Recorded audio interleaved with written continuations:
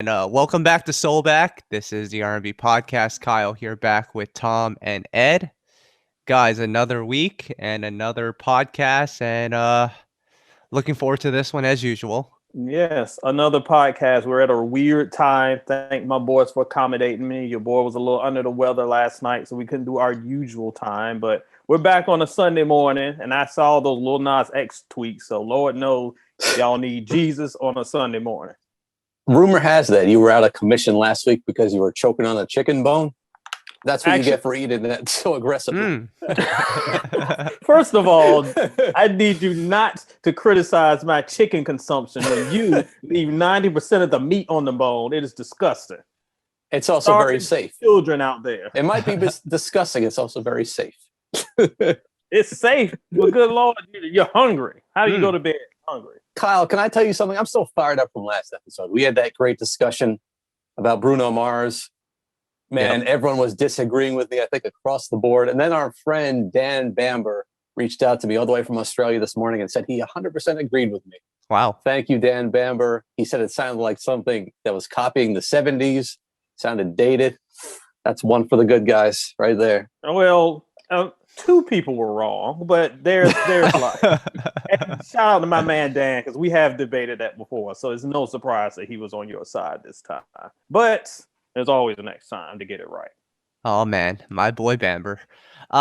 Before we get into our weekly R&B trivia, which Ed, I destroyed you in last week, hands down. Don't start this again. Hands down. And we haven't even gotten to the chicken intermission yet. But Tom, I was at the store yesterday, and I have to ask you guys this question: is Frank's the best hot sauce?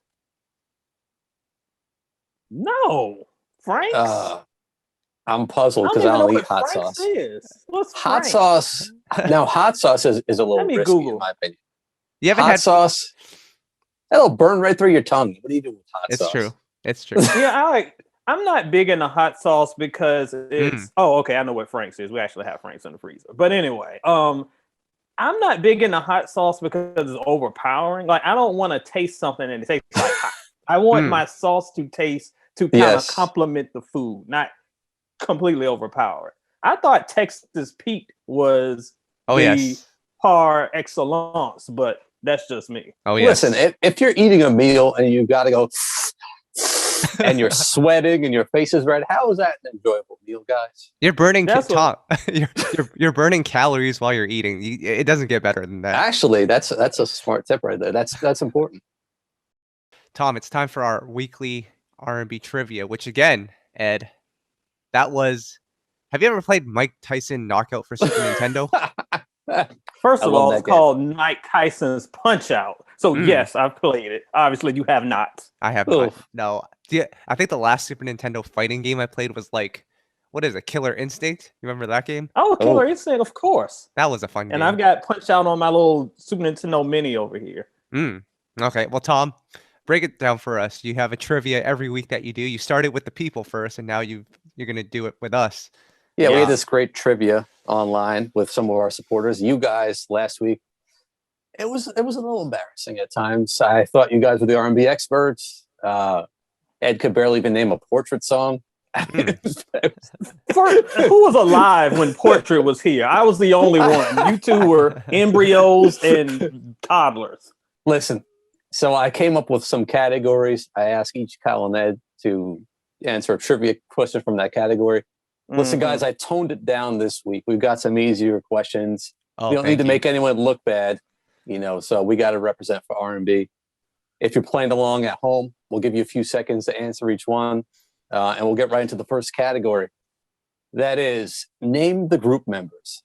I'm going to name a group. You tell me the group members. Ed, Janae. We've done this before. I hate the group number game because I can never remember people's names. Really? That's an easy I can one. never. Of course, I know who Janae is because I love them, but I can't remember the two ladies. It's because I mix them up with, unfortunately, my girls from Changing Faces because I always call somebody Cassandra, and that's not their name. So one is Renee, and I'm sorry, I forget my other girl's name. I got it. I remember Renee. I got it. It's Jean. Jean is correct. Wow. Okay. That's good, Between guys. the two of us, we got it. That's teamwork right there. I don't think Kyle's going to need help with his question. Total, name the 3 members, Kyle. Oh, you always give Kyle the easy ones. Why is that easy? Because they have an old album with their names strewn true. across the top. No, that's cheap. All right, hold on. Let me think about this. Pam.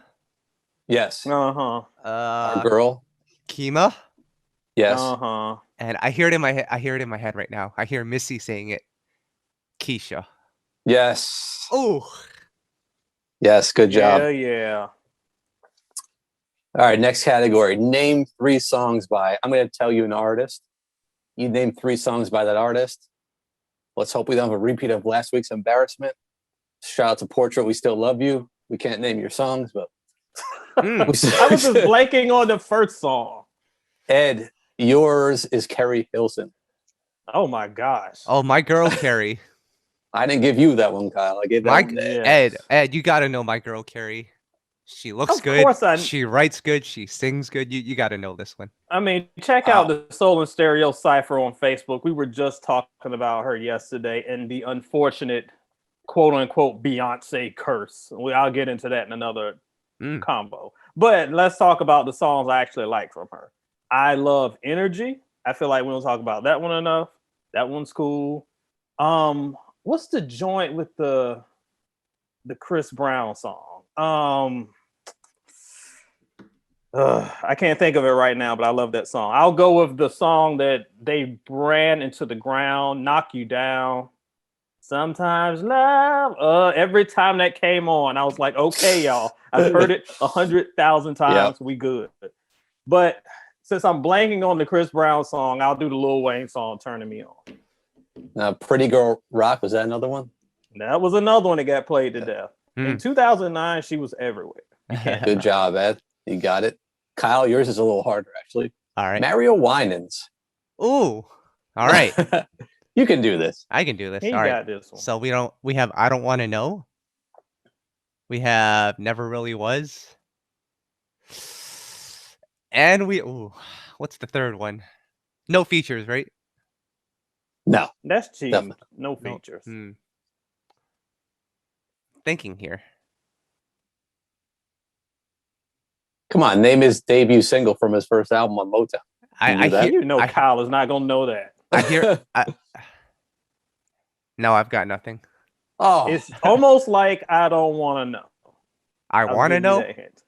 Wait, that's by close. That's by Joe. I don't know. I got nothing here. Don't Know is what it's called. Oh, that sort of counts. It. I don't. Yeah. Okay. It's interesting because we could actually name. We could literally name his whole production discography. We love Mario Winans. All right, moving on. Yeah, singles is tough. It's tough. It is. That was a tough one. One-hit wonder category. These are artists who the internet is calling one-hit wonders. This is not our classification. I thought it'd be interesting. I'm going to tell you the name of a song. Tell me that artist who's considered a one-hit wonder. Ed, yours is a song called "This Little Game We Play." Oh my gosh, that's my boys. Subway. Shout out 702. That is the first time we've mentioned Subway, I think, ever this show. I don't know. Well, we should mention them again. Well, maybe not. This is their one song, but Kyle, yours is the song "Ice Cream." Oh, he knows this. That's JS featuring. Yes, it is. Produced and written by the guy we're not allowed to talk about. Yes. And shout out to Mr. Biggs as well. Yes. All right. Good job, guys. Moving on. 4th question. Name the year this group. Sorry, not this group, but this artist debuted. It is a group for both of them. Okay. What year did their debut album come out? Ed, yours is Guy. Oh, this was like this is when Ed was in diapers. No, I was in middle school. Middle school. I think I was like in 6th grade. So damn, you're old. Either 89 or 90. Damn, you're old. 1988. 88. Oh, I was close. Close. Kyle, Blackstreet. Blackstreet was. And you might actually have been in diapers. I don't know. Yeah, I think I was. He was. That was 93. 94? 94. Oh, Yep. 94. I was in freshman in high school. was it like January 94? I don't have No. that information in front of me here. Felt like a 93 album. Oh, jeez. No. It was Album 94. was probably created in 93, so that sort of That counts. counts? All right, we're How do going you with that even now. have memories? You probably don't have memories from 93. What are you No, talking about? No, I don't. All right, last category for the win. This is the duets category. I'm going to name 2 artists. You tell me the name of the song they had together as a duet. All right. Ed, yours is Chico DeBarge and Joe. Oh, it's the jail song. What is it? The jail song. What jail song? There's a shout out to my man. Well, actually, I won't get into it. That's too controversial. Anyway, if you're a fan of Sean Price, R.I.P. Sean Price, he has a hilarious bar about Chico DeBarge, but I won't name it here because we got to keep it R&B. When you said Styles P, I thought you were going to say that Akon song, Locked Up. Oh, Like, no. No, we not doing that one. What is the Chico and Joe song? I can see the video. This is actually one of my favorite songs, believe it or not. Oh, you've mentioned it before. And it was on the album of Chico's that involved jail, but he just got out. There was a skit Exactly. That's why I didn't want to put it there because Sean Price's bar is hilarious. Not No Interruptions because that's our boy Donnell. No guarantees. No guarantees. Yes, good job. You know something. Kyle. All right. Faith Evans and Eric Benet. Oh, isn't that Georgie Porgy? Yes, good job. Yep. That's a good Great song. That's a good song. Yep.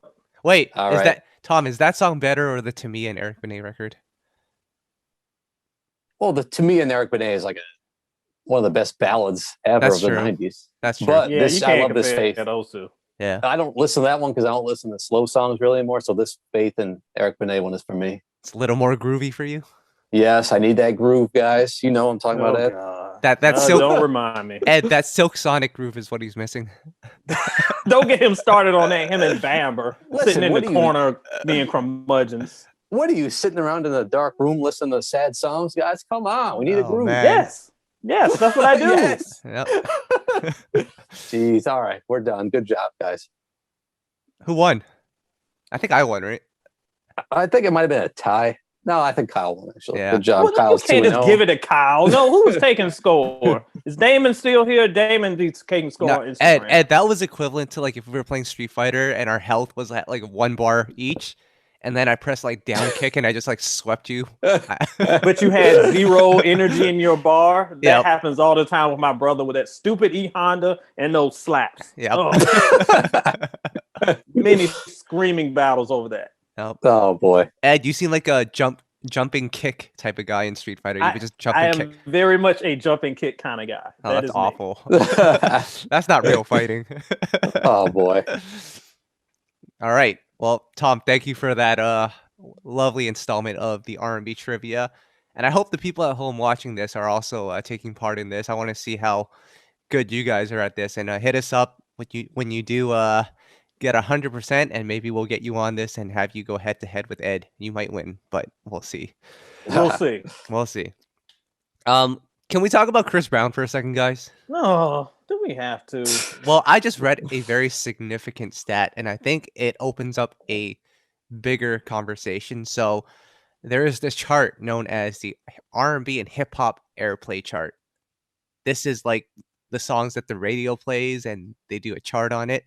And for the longest time, that chart was like dominated by the people like Mariah Carey, Mary J. Blige, Maxwell. And then back in like 2013, 2012, Miguel broke the records with Adorn. And then recently, LMA broke the records with Boot Up. Yep. And now, or last year, Chris Brown broke the records with No Guidance with Drake. And his new record, Go Crazy with Young Thug, which I didn't know was, I guess it is an R&B song, but that song has broken Miguel and LMA's record, and it's falling right behind Chris Brown's record with Drake. So Chris Brown holds 2 records on the same chart, number 1 and 2, with No Guidance and Go Crazy. To me, it's I mean, it's definitely cool to see somebody have that much success on that chart, but that leads to the bigger question. Is anyone still looking to make hit records in 2021, 2020, or are people just concerned about the vibes?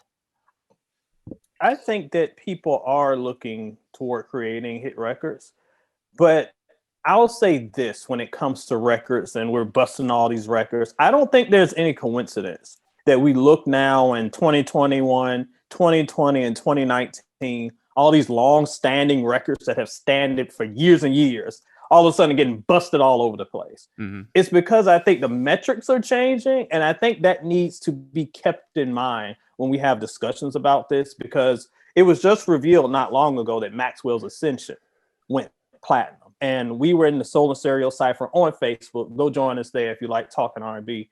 We were like, people couldn't believe it. They were like, how could this classic song just go platinum?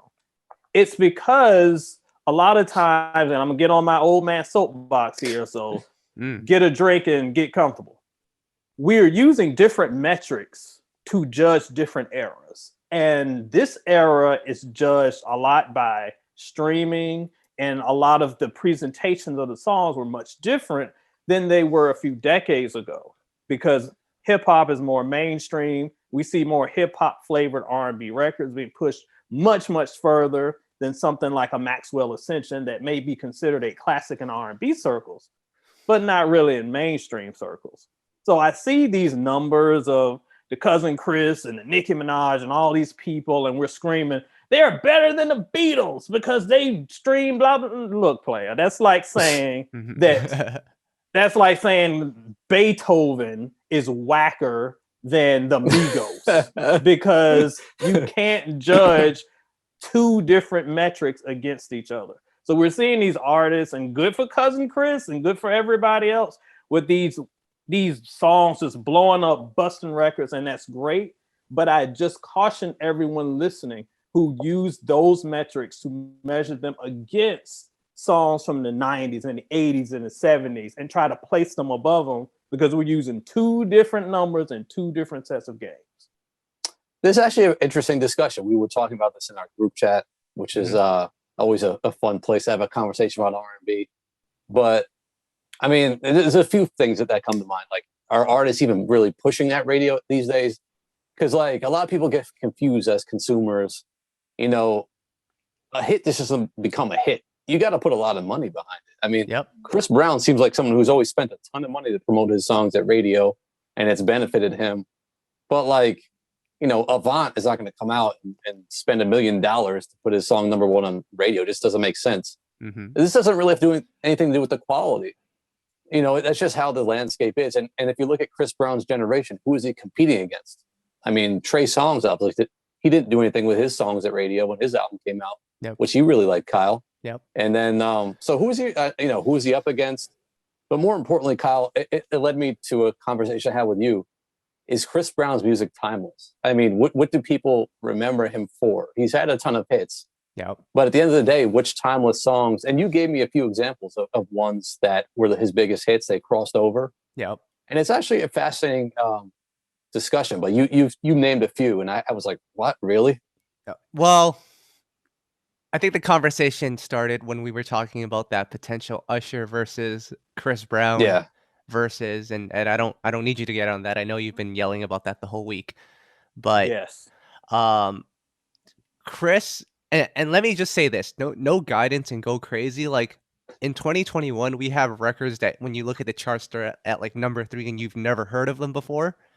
With these Chris Brown records, everyone has heard these records. So to me, those are actual smash hits. They're not just like payola driven records. There might be a little bit of money involved, but I can say at least those are actual hits.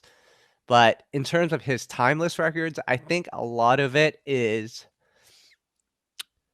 I don't know what you would consider timeless. I think maybe his first 2 albums, he has some timeless records, but it seems like over the last couple of albums, he's really good at just figuring out what's hot in the moment and really, putting his stamp on that moment. So it's a tough question. You'll have to see 20 years from now if people are still blasting songs like No Guidance or Go Crazy or These Hoes Ain't Loyal. I don't know. I don't know the answer to that right now. I do know that in that early 2010 mark when he was creating those EDM records like Turn Up the Music and Yeah ×3 or whatever. I don't know if people still listen to those records. Do they? No, because what we're saying is, and I know that the cousin Chris Scan's gonna come for me. I don't care, but a lot of the music created in this moment today is for the moment because that's what sells. They are not creating timeless records, and you have a lot of people on social media saying, "Well, yes, they are timeless," and it's like, dude, you've been listening to music for 6 years. How would you know what a timeless record is? A timeless record transcends, and it's something that you can revisit in a decade. I'll never forget, and I will always hold this above my boy's head, when this Drake record came out, Controller. Some of y'all know it. He was like, I promise you that this is a classic record that will be played at cookouts. This is like the day the album came out, by the way. And I was like, I will bet you right here, and a year from now will come to you and people will not remember that album cut like you said they do. And of course they didn't, because it was hot for the moment. And that's fine, because Chris and a lot of these other artists have found a way to, I don't say manipulate in a bad way, but they know how to speak directly to their audience, and they can kind of capitalize on the movement of the moment to make charting success. And it goes back to what I was saying earlier about knowing how to play the game and to play the system and to rank your stuff up higher. And that's why we see all this chart busting that we see now. But will that be a timeless record? I don't think so. Go ahead, Tom. I'll say one thing. Like, I don't want it to seem like we're hating. I mean, you got to give him credit where it's due for knowing the system, being successful, creating hits that his fans will then want to pay to see live. Yep. Which then he'll recoup all the money he's spending when he gets paid, however much he does live to perform live. But the thing is, when it comes to him, like I and this is just a wild thought, but I almost wonder if he could deal with not being in the mainstream or not being considered relevant because of his ego. Yep. You kidding me? If he didn't have a radio hit and people started saying he fell off, you've seen him on social media, he would start attacking them. Yep. So I almost wonder if these hits, and what he does at radio and spending that budget is fueled by his ego, but that's a whole nother thought for another time. No, Tom, you're 100% right. I spoke to someone who is somewhat close to him. I'm not going to name who it is, but I think Chris has figured out that in order to stay quote unquote relevant in this industry, you have to play the game. I think Sean Garrett actually mentioned that as well. And for that, in some ways, Chris is smart for that because he understands what it takes or what he has to do in order to, be in that position. But man, as a fan, at some point, you just want to see him create that thriller type album because everyone says that he has it in him. But if he's not focused on that, if he wants to remain popular and, feed his ego, then it's tough. But I will say this. Yes, we would love to see Chris Brown put out another thriller, or put out a thriller. But how about this, Tom? He doesn't really have to do that. He has literally no competition. I'm actually disappointed in these labels and all these management teams that haven't been able to put together the next Chris Brown, because Chris Brown he's 30, 31, and he's still dominating the male charts. Like, that's something to be said, both positive for Chris because he's done a great job at that, but also, man, wouldn't you like to see another male star appear? Like, Lucky Day is great. There's a lot of great male acts out there. Gallant's great. He just dropped an album, but someone to Chris Brown's magnitude, can we get someone like that? It's weird because he has that star quality, though. No, I was just going to say he has that star. He has that charisma. These guys you're naming don't really have it. I mean, who was that guy that was on that single with Brandy? Daniel Caesar. Yeah, I mean, these guys are not stars. I mean, they don't have the it factor. And from what I've seen, I don't follow them that closely. But they're just more like low-key people. They're not going to be in your face, kind of, celebratory and all that, and having that charisma. So I don't see it, Ed. I mean, Ed, is there anyone who's catching your attention of the breakout star? Not, unfortunately, no. And I mean, I have talked in the past. I thought that there was I've seen potential here and there. I mean, I love what Daniel Caesar is doing. I love what Gallant's doing. I'll talk about that later. I love there's a lot of good music at Lucky Day, and we joke about how he never creates a bad song, and that's true. I finally listened to his EP the other day. It's one of the best of the year.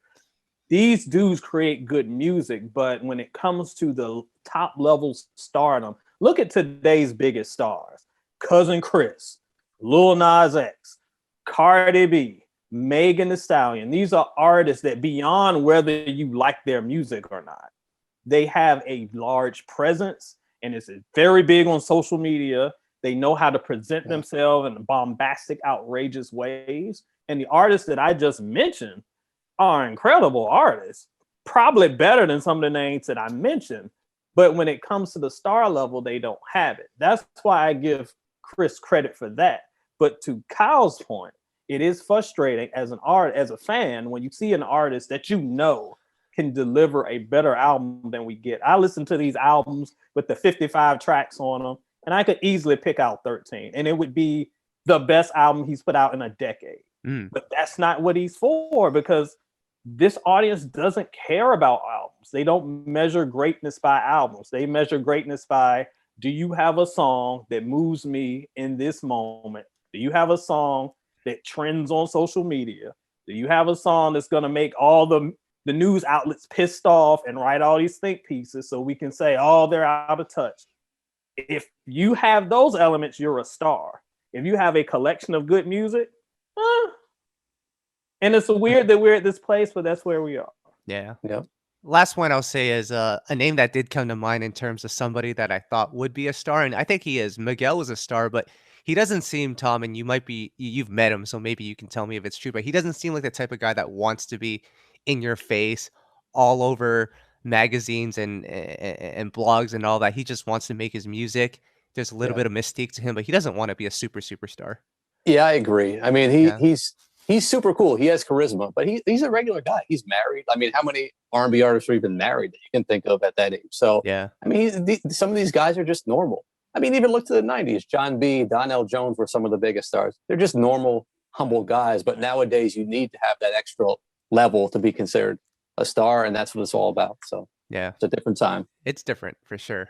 But let's get into our weekly picks, our weekly music picks. Just a song that you were feeling this week. I'll start first, and it can be an old song, it can be a new song, but this is gonna be kind of surprising to you guys. But I really like that new Tank record, Can't Let It Show. It has that Maxwell sample that, like, I don't think you're allowed to sample Maxwell, but he did, and it pissed a lot of people off, but I listened to it and I really like, especially like that latter half of it when he's going off, especially in that like bridge section, and really reminded me of like a Maybe I Deserve type of record. So I got to give Tank a shadow for that one. All right. Yep. Ed, you want to go next? Certainly. And I mentioned it a little earlier. I really like Gallant's new EP, Neptune. His last album I thought was solid. I didn't think it really measured up to his last one. But this one right here really took me by surprise. It's really good. Your girl, Brandy's on it. Kyle, your girls, Tom, Van Jess is on it as well. So check it out if you haven't. My favorite song is probably Julie. I thought it was really fun. It's a really strong EP from bottom to top. I didn't review it. I usually don't review EPs, but this is still one of my favorite projects of the year. Nice. What about you, Tom? I'm gonna shout out our friends Kindred the Family Soul. They just released their album Auntie and Unc a couple days ago, and great quality album as always for them. Live instrumentation, music with feeling, soulful, everything you'd expect. I love that song. The Best Things they released earlier in the year. Really, really special song there. So shout out to Kindred the Family Soul. Check their new album out. Auntie and Unc. Tom, I just listened to that like maybe an hour before we dropped on this. I loved it. It's got a song called Made It. That was going to be my number 2 if somebody already picked Gallant. So yes, co-sign Kindred. That's a good pick. Love those two. Yep. Can we talk about Verzuz here? Everyone's favorite event on Instagram. Oh boy. Well, they announced a new battle, which is pretty epic, which was SWV versus Xscape. But before we get into that, Tom, you'll love this. You'll love this story. So, Swiss Beats, he announced, or he revealed, that Dr. Dre was supposed to take part in a versus battle. So he was all the way in, and then the first episode, that he tuned into just to see what it was all about was the Teddy Riley one. And after he saw how bad the sound was and the Wi-Fi, he said, "I can't be associated with this." Oh man. See, I thought that was great. I mean, see, that to me was when it was special. I mean, come on.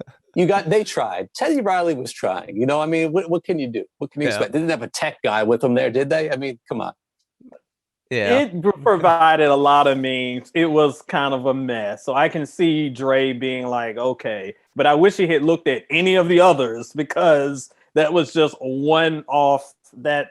Come on, Dre, you can come at the verses. That was just one off thing. It was fine. I mean, Dr. Dre, when it comes to his music production, his sound, it has to be top-notch quality. Yeah, that's true. No question. That's his brand. There can't be any hiccups. That's why we buy the Beats by Dre, right? Are those good headphones, Tom?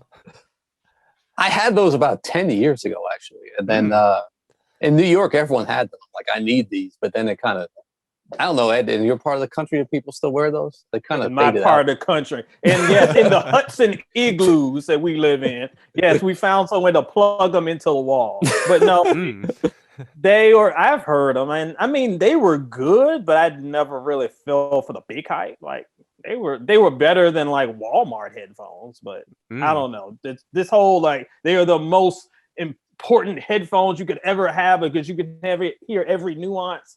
I mean, I guess player. Maybe I wasn't paying attention. Didn't Dre sell them off to Apple and then like remember Tyrese was up in the video claiming Dre was now a billionaire? Yes, your boy Tyrese spilled the beans, and then before the deal was done, and then everybody freaked out. So I don't know what happened with that. Yes, he did sell it. Yep. Tyrese as usual. Yeah, Kyle's boy. Your boy. My guy. Kyle's boy. And then of course now Apple is killing it with those AirPods. Everyone wears those AirPods now. Oh yeah, everyone. I've got some right over here. It seems like the easiest thing to lose. On a side note, it just that thing will just fall out of your ear. You lose one, you need to buy a whole new set. I mean, it's true. That's like $80 a pop right there. No. Well, I got them for Christmas, so I don't know. Okay. I'll have to ask the wife what that one was. All right. You go. Well, Verzuz. We've seen a lot of great battles and some that weren't as great, but we have a new one here. They announced SWV versus Xscape, two of the premier 90s R&B female groups. Both have hits. Both have great legacies. Ed, talk to me about your thoughts when you hear this battle. Ed, I told you guys this in our chat. This is not the matchup I want to see. It'll still be great. I think all of these things are great for R&B because they allow us to celebrate our legends. People get excited. But I really thought that SWV should have had a better matchup. I mean, I consider SWV among the greatest groups in the 90s. And I consider Xscape just a step below, just a notch below. I don't think they had as many hits. I mean, you can check the charts on that one, but I still think it'll be great. I really hope they don't let Candy play her written songs or whatever the people are talking about. But Ed, it'll be fun. But I don't know. I want to see a better matchup. Yeah, I mean, you mentioned TLC and some others, but to me, I don't feel like that's fair because in the 90s, the two that were always compared were Xscape. Well, yes, Xscape and SWV. Just like to me, when we talk about Chris Brown, like people keep mentioning Usher, it was Chris Brown and Trey Songz. Like, why are we bringing Usher into this? So, like, that's the battle. So I get that, but the kind of fundamental issue with Verzuz is you want to capitalize on nostalgia, kind of going back to the Brandon versus Monica, like the natural rivalries that fans kind of create in their minds.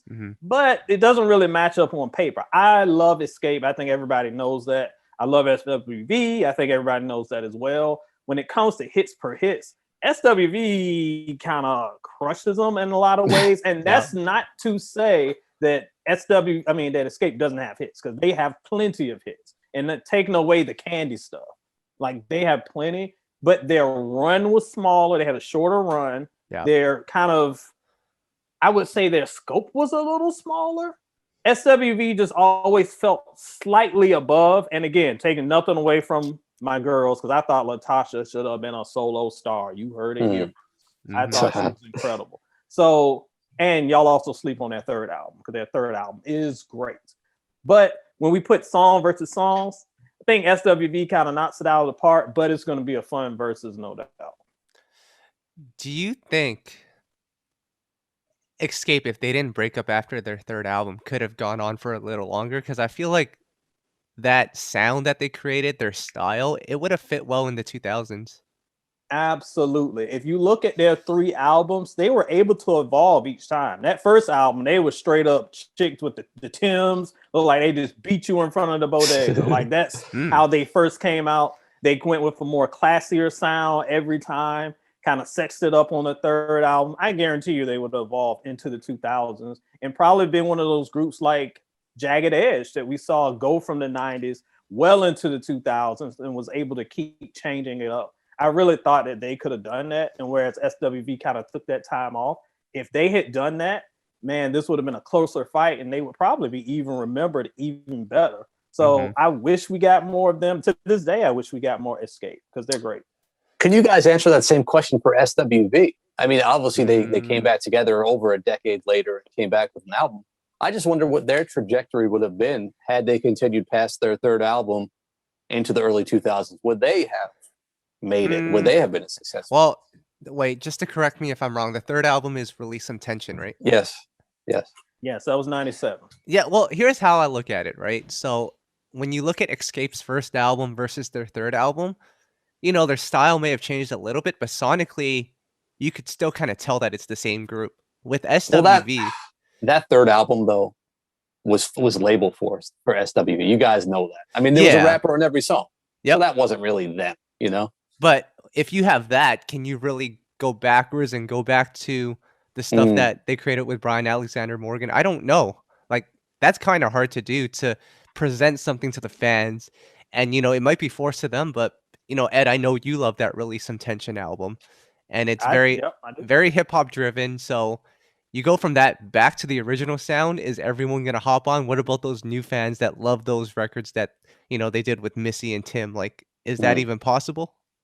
I think they could transition well. I mean, it's not exactly the same, but I look at Coco's album, which was 98, 99, and she was able to kind of just switch it up a little bit. I don't see why Taj and Lily are going to jump on that board too. So possibly yes, but I think the reason why I just kind of lean with Xscape is because number one, there's kind of an underdog thing there with them, and I just want them to win, but we just didn't see it. Coco, we were able to see a little bit of glimpses of what SWV could be. Then they had the big reunion about a decade later. It was still pretty good. So we saw what they could do. Feel like there's a little bit of a question with Xscape. And to me, I thought they could really transition well. But regardless, if both would have gone on to the 2000s, they would have seen success. Yeah, that's a great point. What's your favorite, guys? I'll ask you guys this on the spot. What's your favorite SWV record? And what's your favorite Xscape record? Let's think hard about this one. Can I check my iTunes for this? You can check your iTunes. I mean, for me, I'll go first, right? Okay. So my favorite SWV record will probably have to be Rain, because I think it's just an amazing song. But Use Your Heart is up there as well. And then for Xscape, man, Xscape has some hits though. Like they have some really good album cuts. There's that record that Joe wrote, Softest Place on Earth. I love that song. That's a great song. I was thinking of that one. That's a really good song. And there's a handful of other ones. I might have to check my iTunes too. But Ed, what's your favorite from Xscape and SWV? Xscape to me, especially on that third album and second album, they are like the queens of the album cuts. There are so many songs on those albums that people just like the Runaround and Your Eyes. There's so many songs that don't get any hype that are incredible. And to me, match up with the singles. I would go... I know you're gonna roll your eyes at this one, but their cover of Am I Dreaming with Old School and my boy Keith Sweat, I thought that was incredible. So that's probably my favorite from them. SWV, it's hard to beat that Right Here remix. That's the first thing that pops in my head. Yeah. I'm not going to pick the same SWV song. Right Here remix is probably it for me. Oh, yeah. I'm not going to say Weak. That's another obvious one. I actually really like I'm So Into You. You know, I gotta go with the up tempos, and that's gonna be my pick. But they have some great album cuts too that I really like. Xscape, I'll go with the same one you said, Kyle. Softest Place on Earth. I like, but they're another one who doesn't really get celebrated nearly enough for their albums. And like you said, Kyle, it almost feels like nowadays they look at Candy as a reality star and Tiny being T.I.'s wife, and they had the reality show. But the reality is they had 3 really good albums, so we gotta give them credit for that. Yep, absolutely. I'm looking forward to this Versus battle. Versus, if you're listening, we still want those producer battles back. I'm still waiting on my Beacocks versus Dark Child battle, but we might not get that. Didn't they say Jodeci was coming? I mean, I thought they signed the paperwork. What happened with that? So it was supposed to be Jodeci versus Drew Hill. It was going to be Cisco versus KC. And then I think KC backed out of it last minute. Wait, what? Cisco? They're representing the groups? Is that what it? Yeah. Oh, come on. That would not work. I mean, how else would you get? Yeah. Because with Drew Hill, you got 74 dudes, and all of them aren't showing up. Yeah. So. Tom, are you flying for the plane ticket for Smokey and Black to go from Kentucky to Baltimore? Oh, come on. Listen. I'll pick them up. I'm not that far. I feel like we've had so many false starts. I thought I saw that Boys to Men signed paperwork at some point too. Like, what even happened to some? Well, now some of it you got to be careful, because I've seen Music Soul Child against Anthony Hamilton. Some of it is just people making up crap, and then that goes viral, and then Music has to come out and say, I ain't say that.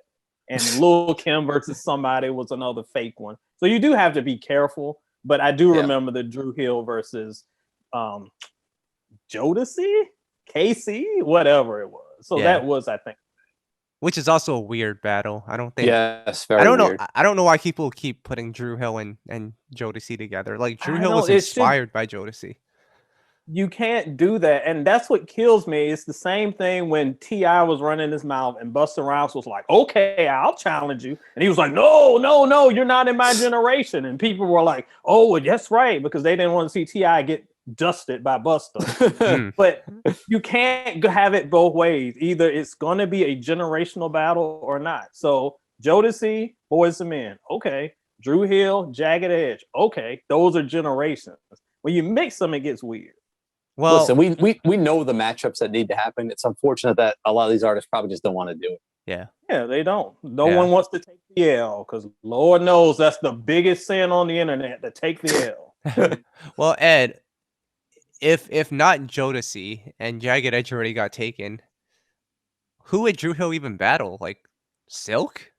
Blackstreet? No, I wouldn't count them either. To me, it's Drew Hill, 112, J. Like that's the battle. So next would be next in line, but when you think about that, there's not enough hits to even. Yeah, I mean, but Drew Hill really doesn't have enough hits either, if you think about it. I mean, but they have those big ones, like. But still, like if you're Next filling does as 20 well. songs, Next also has some. If you're trying to fill 20 songs, like people aren't going to recognize enough, even though they should. But and that's the other thing. Yeah. If we're doing 20 songs at this point, we've named all of the big hitters. I mean, Boyz II Men, a couple of other ones got 20, but who has 20 songs? Hey man, not too many. Drew Hill can play Wild Wild West. They can play those Cisco records.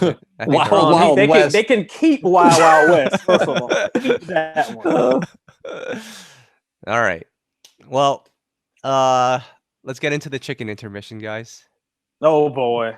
Look, player, you have sent me this image 18 times, so let's talk about it. I'm excited about this. So, Tom, have you had the meatball sub from Subway? When I used to eat red meat, yes. However, I never turned back, and I don't miss that at all, to be honest. Well, sorry, Subway. They're another sponsor down the drain, guys. Money taken out. It's crazy because Subway at one point was like the biggest fast food chain ever. Is it still that? I see a lot of Subway stores closing now. I don't know if anything's the biggest fast food chain ever now in the pandemic. Have you guys even seen how they cook the bread, though? I mean, it's kind of gross. The thing comes in like a package. It's like this little shriveled thing, and then they put it in the oven, and all of a sudden it's just like, I don't even think it's really bread if you read about it. That sounds like the thing. Remember when we were kids? It was like this sponge thing you put in water, and it got like really big. That's what you just described. The dinosaurs? Yes, the dinosaur things. Yes. Yep. So McDonald's is coming out with their own meatball burger sandwich looking thing, and it looks quite tasty, guys. I'm excited to try it. First of all, you're lying to the people. It looks the opposite of tasty. It looks like somebody ate a meatball something, scooped the remnants out the toilet, slapped it on a burger, and was like, eat it again. Well, you know what the problem with eating sandwiches like that is, and I wish we had a picture, but and the same thing with the Subway meatball thing. You take a bite of one side, it squishes everything back, and the meatball in the back comes flying out the other side. Yep. So you made a huge mess. That's exactly what it looks like. Hold on. There. And see, even that picture, it doesn't look that bad. But trust me, close up, it looks terrible. When you eat that, though, think about biting down on that. The whole thing is coming apart. Well, hold on. It's all falling to pieces. Okay, you guys are a bunch of haters, right? Let me ask you guys this. Is there anything at McDonald's that tastes bad? I'm not saying healthy or not healthy, but does anything taste bad? Everything tastes somewhat good there. But that's the formula for success. Fast, tastes good, cheap, not necessarily healthy, but you know. Hey, if it tastes good, I'm all for it. But yeah, I couldn't. Well, he's probably right. I don't know. I Yeah, haven't tried the fillet of fish or the McRib, though. I don't know if that tastes any good. Player, just because it tastes good doesn't necessarily mean it's good food. Like, it's yes, a lot of McDonald's stuff tastes good, but is it good?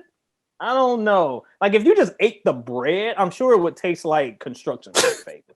But like when it's somehow put all together, okay, it's all right. It's fun. Put it all together, put that M logo on it, that golden arch, and it's a 5-star classic. Oh my gosh. Now this is why we have Cousin Chris and people telling me everything he does is a 5-star classic. He is the McDonald's of R&B. That's what you got from that conversation? Oh, yes, boy. that's exactly what I got. Oh man. All right. Indigo is the meatball sandwich. All right. My. Wow. All right. Let's focus in now. Can we give a quick happy belated birthday to Mariah? I saw that all over my timeline yesterday. Yes, I saw that everywhere too. Then I also saw people yelling because it was like, y'all know Mariah don't celebrate birthdays. I'm like, what? You can't win on this internet. You can't win. Wish her happy birthday, then you get yelled at. Her fan base, and we're about to be in trouble, but her fan base seems like the type to get pissed at you if you didn't wish her a happy birthday, like before noon on her birthday or something. Like you were too late. Yeah. You're in trouble. But then if you do wish it, it's like, why did you wish her a birthday? You know she doesn't like birthdays. You can't. Yeah, so man. Like we posted a Kelly Price interview not too long ago, and Kelly Price spoke like super positive about Mariah, got attacked by the Mariah stans, and then what they did was they went on our YouTube channel and dug up every Kelly Price interview we've ever done. There was one from like 10 years ago, and they started going in on that interview too. Oh my God. That's dedication. Listen, Mariah don't care, y'all. She don't care. She's laid back, sipping on her champagne, celebrating her birthday anniversary or whatever she calls it. She don't care that you're around here yelling at a 10-year-old interview. Calm down. She's out somewhere spending her Christmas money. You know that. Yep. Exactly. Yep. Exactly. That Christmas money never ends. It's the gift that keeps on giving. But basically. But I know one thing Mariah cares about, and we should too. And I want to talk about this because we've seen all the posts from everyone else, you know, about favorite songs and favorite lyric. But I want to get into what I think is probably one of the most significant things about Mariah, which is your favorite Mariah Carey remix, because she's had a lot of them. And when we talk about remixes, we're not talking about just adding Fabulous to a verse or oh, shout out to Fabulous, because that's early 2000s. He was on like every verse added. Yes, he was. Or just adding a random Migos feature. Rick Ross. Ross, yep. Ross, yes. The verse had nothing to do with the song that we just slapped in there. No, he just pulled it out of the bag of verses. But it sounds good. But Mariah, what she was able to do, and shout outs to Jermaine Dupri as well, because he's a master at that too, is that they're able to take original songs, remix them to where it still sounds like the original, but it sort of doesn't. I think about a song like when I think about Drew Hill's In My Bed that Jermaine Dupri did. 2 different songs, but you know, it's the same song. But with Mariah Carey, a lot of different remixes that she's done over the years, all are really good. What's your guys' favorite here? Because I'll name a couple that I think are significant and come to mind. You have the Always Be My Baby remix with Xscape and Brat. You have Brat. The Brat. Oh, excuse me. Gotta put the qualifier in there. Okay. We have the Thank God I Found You remix with Joe and Nas with that one sampled some guy, didn't it? Some legend, yes. Just some song. Oh, And then God. for my younger peeps out there, you have the We Belong Together remix. That was the DJ Clue remix with Styles P, Jadakiss. Is there anyone else on that? I think that's it, right? I think it was them. I don't think Sheik showed up for that one. Yeah. So a lot of remixes, a lot of different eras. What's your guys' favorite remix? First of all, before I jump into the remix, I know people always say, oh, you guys always glamorize the 90s. You act like it's so great. Let me tell you something about the 90s that was not great. Was the 90s remix, because you would get an album and you would be like, I love this song because it was played on the radio. So of course you would think it would be on the album. Oh no, that song that you love was a remix and it did not make the album. And there was no streaming. So if you couldn't find a single for $4.99 somewhere, you were just out of luck and at the mercy of the radio. I hated those times. So shout out to streaming for allowing us to get all the rare remixes now. But anyway, my favorite Mariah remix, easily, and probably one of my favorite Mariah songs, the Stay a While, My All remix. That's the one with who's on that one? That is your guy there, The right? Uptown Baby guys on it. Yep. Lord Tariq and Peter Guns. Yep, your boys. Yeah, New York. Tom, what's yours? I think you know mine, Kyle. I'm going with the Roof remix. Ooh, I just thought it was so epic how she came together with Mobb Deep and they brought along my boy, Big Noid. You would never have expected this on a Mariah. Big Noid. This wasn't like, I mean, think about when she collaborated with Wu-Tang and Mobb Deep. This isn't like Taylor Swift with the Migos or like Maroon 5 with Cardi B. This is like Mariah getting with the biggest street rappers of the time and making it feel authentic. I mean, to me, I loved it. And that remix is one of my favorite songs ever. I'm saying it would be like Taylor Swift with Kyle's boy, West Side Gun. Like it was just, it doesn't make sense on paper, but it absolutely makes sense. Well, I've got a couple I'll name off. I think Always Be My Baby, the remix is fantastic. The Underneath the Stars remix by Trackmasters, that's an amazing remix. And I'll give you this one. I'll give you this one. I don't know how many people know about this one. The I Still Believe remix by Stevie J featuring Emil. Tom, I know you love Emil. And Ed, your girl, Ed, Mocha. Mocha and Emil on a track together. Talk about 1998. What is going down? Whatever happens. Is Mocha from Virginia Beach? Where's she from? Mocha, it's funny you asked this because someone asked about Mocha and I kind of dug her up a few months ago and now I forget what she's doing. But yeah, Mocha was one of those rappers I just knew was going to do something because she was on every Missy remix for like 5 years. Yeah. But nope, she's laying low these days. I did track her down. I have to give a report next week. I like how no one... Mocha, go ahead, is she Tom. the same person as Virginia Slim from that Genuine song? I didn't think so. No. or what? Totally. What about Nikki? What about Nikki from that Genuine song, Holla? Yeah, there's some obscure 90s rappers who were down with that whole crew. I don't know what happened to them. I don't even remember Nikki. I remember the song, but I don't remember the rapper on it. I'm pretty sure that wasn't Mocha. Okay. Wow. Mocha was pretty distinct. I like how we're naming all these remixes, but no one ever mentioned any of those dance remixes that were super popular in the 90s. Why?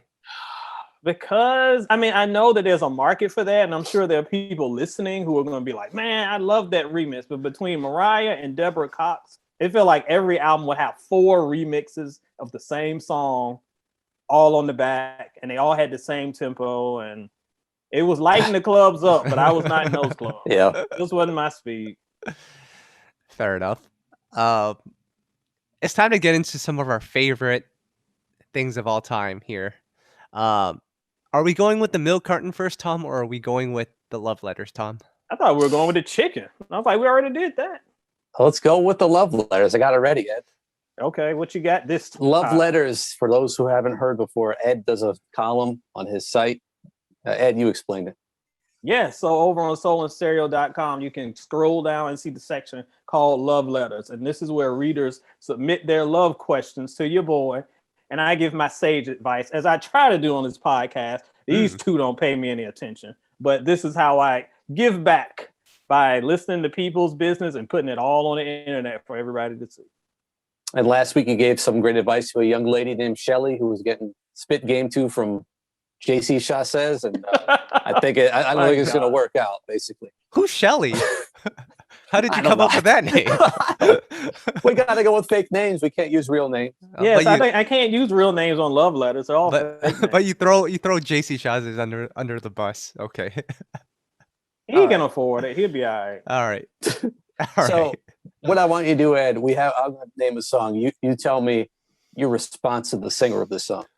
Okay. Because he was going through some things. You tell me, and we've covered this one many years ago, but Darnell Jones on Where I Want to Be. Oh no, Darnell. That he needed some help during that time. He was going through it. What would your advice to him be when he was singing Where I Want to Be? Let me tell you something about Darnell. Look, I love you, Darnell. I love you. I just listened to your album not long ago. I was trying to catch up to some albums, and people were giving it a hard time. I didn't think it was as bad as people were saying. Darnell's my boy. So, but when it comes to this song, sonically, it is a masterpiece. Yes. Lyrically, it's a hot mess. So you mean to tell me that you are telling this young lady, you know what? I'm about to cheat on you, but I am such a good man to you. I'm gonna break up, go sleep around with some chicks, and then come back and you hang out and you be beautiful and pure and pristine and come back. And once I get bored with them, I'll come slide back with you and we can be a happy couple again. Can you imagine in 2021 if he puts a mess on Twitter like that? It would be the end. It would be the end of Darnell. No, I can't co-sign that. To Darnell's credit, at least he was honest. People aren't even honest in 2021, Ed. They just go sliding in the DMs. They use that Snapchat thing now. That Snapchat thing now. At least he was honest. I think we have to give him that. Yeah. I mean, you're honest, I guess, but it sure don't mean you're right. I know that they're going to try to turn it around and brother going to be like, well, look, he didn't say he was going to cheat. He just said he had temptation and he's going to go figure some things out. I know what he's going to figure out, whoever that girl was he almost cheated with. He is looking for that hall pass. This is all it is, a self-imposed hall pass. Player, you don't get that. Because look, if he switched it around, what if old girl was like, you know, this relationship is cool, but I'll give me a free pass for like a month and I'm going to come back. He write a whole diss song. That'd be his confessions too. I think Darnell wrote that song after he wrote "Shorty Got Her Eyes on Me." Yes, that's exactly what it was. I think that makes sense now. He went to the club. It was 3:15. Shorty had the eyes on her, so he went back home and was like, "I got to figure out where I want to be." To be fair though, Tom, on the Life Goes On album, doesn't he have a part 2 to Where I Want to Be, where he realizes he messed up? He made it back. He made it home. That doesn't count. You don't. He made it home. He made it home after he's been creeping for a whole album. That doesn't count. Wait, was that the next album or is there an album in between? No, that was the next album. That was the next one. So he came back by the next album. If there was an album in between, I mean, I would say that's bad. 2 years later, he came back after running the streets. Hey, man, no problem. He messed up. He manned up to it, and he's back with his lady. I hope he didn't have any side babies, so that's a whole nother album. That's true. Ed, did you check out that BT Pass the Mic feature that DJ Cassidy had? I think it was yesterday. I did not. Someone posted it in the cipher. The only thing I saw was the beginning with Cisco flipping into the screen, doing a one-handed cartwheel. Yes. You know, his little patented move. I was like, Cisco is kind of old to be doing that. So props to that man for still being in shape. Cisco is the Rey Mysterio of R&B. Yes, he is. He just like cartwheeled into the screen. I'm like, dude, you got to be 50. How are you doing this? That's impressive. But what's super cool about that is, so pretty much DJ Cassidy got all of our favorite R&B acts from the 90s to kind of lip sing / half sing over, you know, their big hits. We saw Genuine there. We saw Montel Jordan. We saw 112. Cisco was there. I saw Nokio there too. That was pretty cool. Soul for Real was there. A lot of great artists were there. Next was there as well. But I think the most surprising thing was Missy Elliott and Gina Thompson. Now, we've Yes. been trying to look for Gina Thompson for over a decade now. Very elusive. Doesn't really want to be in the spotlight, but they got her on this BET special and everyone went nuts. But Ed, from your Googles and your Wikipedia research, where has Gina Thompson been over the last 20 years? Once again, you can go to soulandstereo.com, check out the Whatever Happened To section, because I have an article on Gina. Of course, it's like, man, probably like a decade old now. So it's due for an update. I was browsing through it. I was like, man, I was wilding out on this article. But different a decade, times, though. Nothing has really changed, though, in the past decade. So it might still be up to date. I was going to say it's probably pretty accurate, because when I went from that to my Wikipedia search, I was like, well, nothing changed. However, just a little quick primer for those who don't remember. Gina kind of stormed on the scene circa around 1996 with that Things You Do. What a fun single. And it was one of the debuts. It may have been the first time we saw Missy solo. It was the first time I remember her. So if it wasn't the first, it was one of her first kind of appearances. What a fun single that has gone on to stand the test of time. Yeah, we never really got a lot out of her from that, but in '99 she was due to drop another album, and she had another single with Missy called Yadi Da, which I wasn't a big fan of. I know some people like, but the album got shelved. I think the album, at least at the time when I did my Whatever Happened To, the album was on YouTube, so you can probably find it there. Had a song with your boy Tom John B that I thought was pretty good. Great but song. With that album shelved, then she tried again in 2009 with another album, but the album was basically like, of the 12 tracks, it was like 2 tracks and then like 10 remixes. So I guess they were doing a Mariah Carey / Deborah Cox type deal with a whole bunch of dance remixes. That album was not very interesting. But since then, we haven't heard anything from her until a couple nights ago. So she's been laying low. I know that after the debacle of her second album, she decided to step away from the label thing, do her own thing, create music on her own terms. But other than that random Missing You album, we didn't get much from her. So it's good that she's back on the scene. I'm going to check that out after we get off of this recording. Hopefully my girl's looking good and doing her thing. Shout outs to Gina Thompson. We love you. I especially love that Gina Thompson stuff, especially the remix. Yes, it's such a fun summer '96 song. Yeah, yep. So that's a testament to the times of that sample heavy era, though. I'll say that much. Yeah, of course. That '90s puffy sound. Which right, and that's I know now people are like, oh, I hate samples, but I mean that was my era, so I don't mind samples if it's done well. Luther Vandross fans hated that era, so you know. Luther Vandross fans. At least they still supported Luther, and he was still going platinum. We weren't calling him washed up and falling off. Yeah, that's true. Shout out to those who still respected the legends back in '96. That's true. I think that's it for this week's episode of the podcast here. You can check out all of our episodes on Spotify, on YouTube, Apple Music, Google Music. Just search in, just type in SoulBack R&B podcast. We should pop up. We are the #1 podcast after all. So we are number one. So understand that. But Ed, what's going on with Soul in Stereo? Yeah, it's been a quiet week for Soul in Stereo. Like I said, your boy was a little under the weather, so hopefully we can pick it up next week. But if you did miss it this week, I think it was last Monday, I ranked the entire discography of our boys' New Edition. And since their discography not too big, I decided to throw in a treat and throw in the Belle Biv DeVoe albums as well. So they kind of linked at it. So go back and reminisce on one of the best groups of their era, New Edition. You talk about a versus, they'll be hard to beat if they had a versus. Right. Their albums from all the way back in the 80s up until their most recent. Check that out. Ranked from worst to best on Soul in Stereo. Could you imagine fitting 6 members into one little screen? Would that even be possible? Not in this COVID era. You better put your mask on. All those brothers breathing on each other. Oh, jeez. Gross. All right. Well, Tom, what's going on with I Got Soul? I'm trying to think if we did anything recently.